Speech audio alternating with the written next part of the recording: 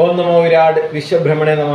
ഏവർക്കും വിശ്വബ്രഹ്മ സമൂഹമഠത്തിൻ്റെ ഈ യൂട്യൂബ് ചാനലിലേക്ക് സഹർഷം സ്വാഗതം.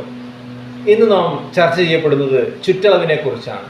നമുക്കറിയാം, വാസ്തു വിജ്ഞാനം കൈകാര്യം ചെയ്യാൻ പോകുന്ന ഏതൊരു വ്യക്തിയും ഇന്ന് ആദ്യം തന്നെ ഒരു ഗൃഹത്തിലോ ഒരു നിർമ്മിതിയിലോ ഒരു ക്ഷേത്രത്തിലോ പോയി കഴിഞ്ഞാൽ ആദ്യം എടുക്കുന്ന അളവ് ചുറ്റളവാണ്.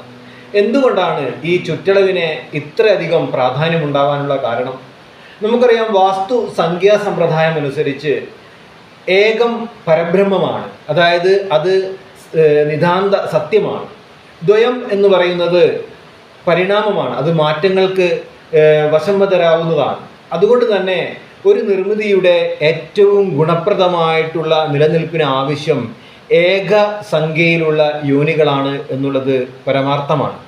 നമുക്കറിയാം, നിർമ്മിതി പരബ്രഹ്മത്തെ നമ്മൾ നിശ്ചയിച്ചിരിക്കുന്ന, ശംഖു സ്ഥാപിച്ച് നിശ്ചയിച്ചിരിക്കുന്ന ഒരു നിർമ്മിതി പരബ്രഹ്മത്തെ നാം ഒരു തവണ അതിൻ്റെ പ്രദക്ഷിണം പൂർത്തിയാക്കാൻ ഉപയോഗിക്കുന്ന അളവിനെയാണ് നമ്മൾ 3 കോൽ 16 വിരൽ എന്ന് പറയുന്നത്, അഥവാ 80 വിരൽ എന്ന് പറയുന്നത്.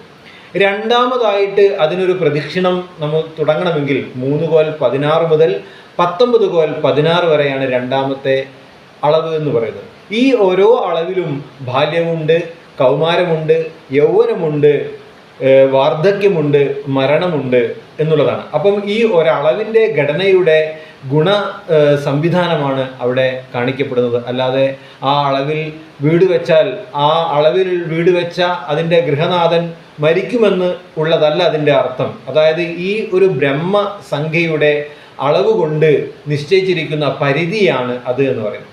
3-ാം തവണ നമ്മൾ അതിനെ ഒരു പ്രദക്ഷിണം വെക്കണമെങ്കിൽ 20 കോൽ 8 മുതൽ 37 കോൽ വരെയാണ്. അങ്ങനെ ഓരോ ഷെല്ലിലും, അങ്ങനെ നമ്മുടെ നിർമ്മിതി ബ്രഹ്മത്തെ നാം ഓരോ ഷെല്ലിലും ഇങ്ങനെ പരിക്രമണം ചെയ്യുമ്പോൾ അതിനൊരു അളവുണ്ട്.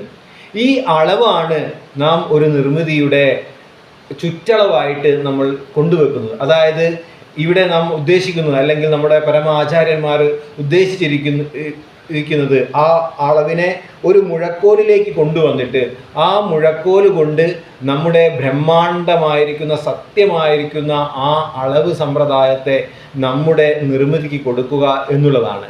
അതിനാണ് നമ്മൾ പ്രാണ ബ്രഹ്മാണ്ഡ അളവെന്ന് പറയുന്നത്. നന്ദി, നമസ്കാരം. ലൈക്ക് ചെയ്യുക, ഷെയർ ചെയ്യുക, സബ്സ്ക്രൈബ് ചെയ്യുക.